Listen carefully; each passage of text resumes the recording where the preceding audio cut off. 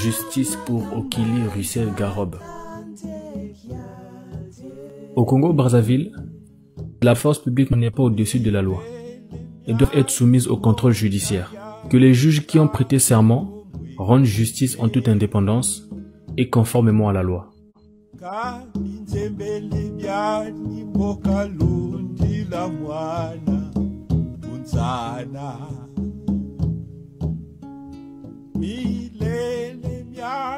Conformément à la loi.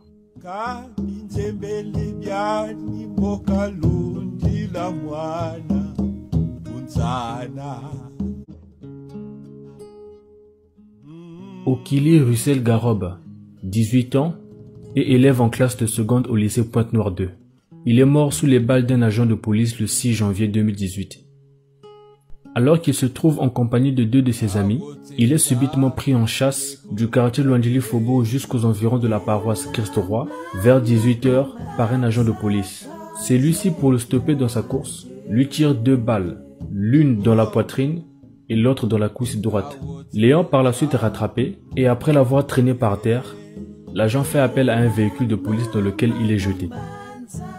Il sera déposé aux urgences de l'hôpital général Adolphe Cissé, que vers 21 h est présenté comme étant un bébé noir. Une infirmière compatissante à qui il a pu communiquer les coordonnées téléphoniques de ses parents les informe. Ils se rendent immédiatement à l'hôpital. Okili Russell Garob parvient à communiquer le nom de son assassin à ses parents. Celui-ci vit dans le même quartier qu'eux. N'ayant pas été transporté à temps à l'hôpital et ayant perdu beaucoup de sang, Okili Russell Garob rend l'âme aux environs de 22 h. Les parents du défunt n'ont pas été autorisés à organiser les funérailles de leur fils. Au lieu de cela, c'est la police dont est membre l'assassin de Russell Garob qui s'occupera de tout, au grand désespoir de la famille. Selon toute vraisemblance, c'est une affaire de règlement de compte entre le frère aîné du défunt et l'agent de police qui a été fatal à Russell Garob, qui s'est trouvé au mauvais endroit au mauvais moment. Une plainte contre X a été déposée le 21 septembre 2018 et est restée jusqu'à présent sans suite. Justice pour Okili Russell Garob. Au Congo-Brazzaville, la force publique n'est pas au-dessus de la loi et doivent être soumises au contrôle judiciaire. Que les juges qui ont prêté serment rendent justice en toute indépendance et conformément à la loi.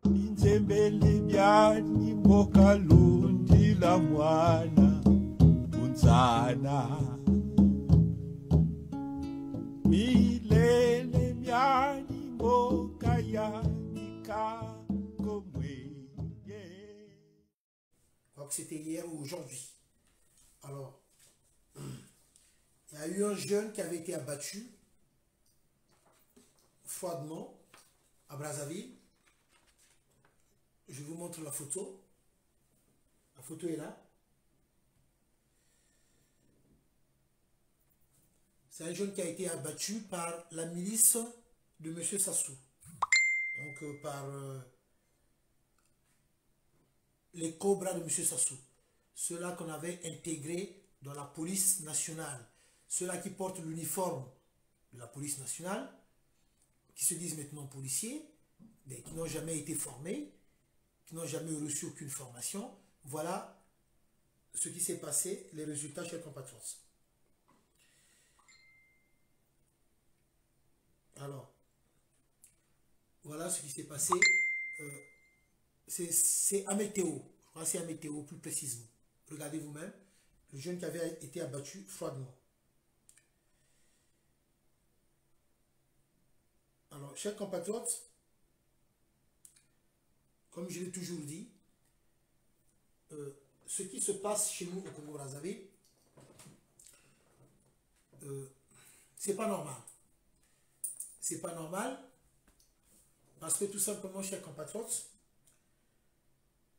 le pays avait été pris en otage par ceux-là qui se disent être des responsables, mais qui ne sont pas des responsables. Ceux-là qui nous ont assez démontré qu'ils n'aiment pas le Congo, ni le peuple congolais. Et ce n'est pas étonnant qu'au Congo-Brazzaville,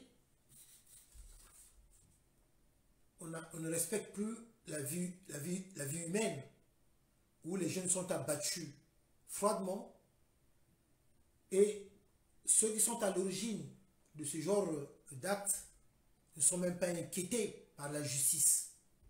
Voilà ce qui est devenu le Congo, notre cher beau pays.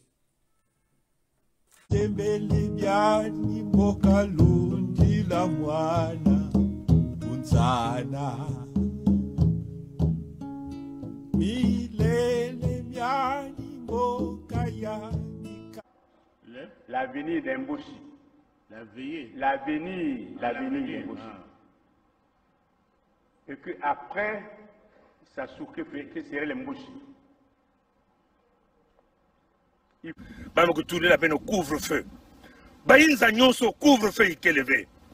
Bana ya le Congo kena kufa mutindo ba mpuku, mutindo ba nzinzi, samu na jambo ya couvre-feu ina.